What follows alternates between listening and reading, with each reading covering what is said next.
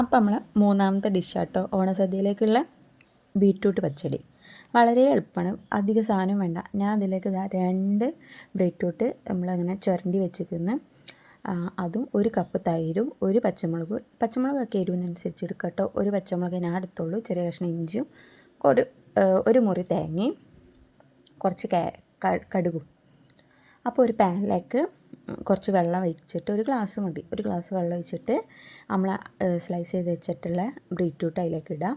എന്നിട്ട് കുറച്ച് ഉപ്പ് ഇടുക. എന്നിട്ട് അത് നല്ലോണം ഒന്ന് വേവിക്കുക. നല്ലോണം ഒന്ന് വെന്ത് കഴിഞ്ഞാൽ അപ്പോഴത്തേക്ക് നമ്മൾ അരപ്പ് റെഡിയാക്കുക. അത് നല്ലോണം അടിച്ചാൽ മതി. ഈ തേങ്ങയും തൈര് ഒഴിക്കാതെ ബാക്കിയെല്ലാം ഒഴിച്ചിട്ട് ഇട്ടിട്ട് നല്ലോണം അടിക്കുക. കടുകും പച്ചമുളകും ഇഞ്ചിയും ഇട്ട് നല്ലോണം അടിച്ചിട്ട് നല്ലോണം അതൊന്നും ഇങ്ങനെ ഡ്രൈ ആവണം കേട്ടോ. ആ വെള്ളമൊക്കെ ഒന്ന് പോയിട്ട്, ഫുള്ള് വെള്ളം പോയിട്ട് ഒന്ന് ഡ്രൈ ആയി കിട്ടണം. അപ്പോൾ ഇതേപോലെ കിട്ടണം. അപ്പോൾ എന്താക്കുക, ആ 1 കപ്പ് തൈര് ഒഴിച്ച് കൊടുക്കുക. തൈര് ഒഴിച്ച് കഴിഞ്ഞാൽ ഇതേപോലെ ആവും. നല്ല ലൂസ്, നല്ല ഇതിൽ കിട്ടും. പിന്നെ വറ്റൽമുളകും കടുകും ഇട്ടിട്ട് നമ്മൾ താളിപ്പ് വയ്ക്കുക, കരിവേപ്പിൻ്റെ ഇല ഇട്ടിട്ട്. അപ്പോൾ എല്ലാവരും ട്രൈ ചെയ്തൊക്കെ ഫീഡ്ബാക്ക് അറിയിക്കുക.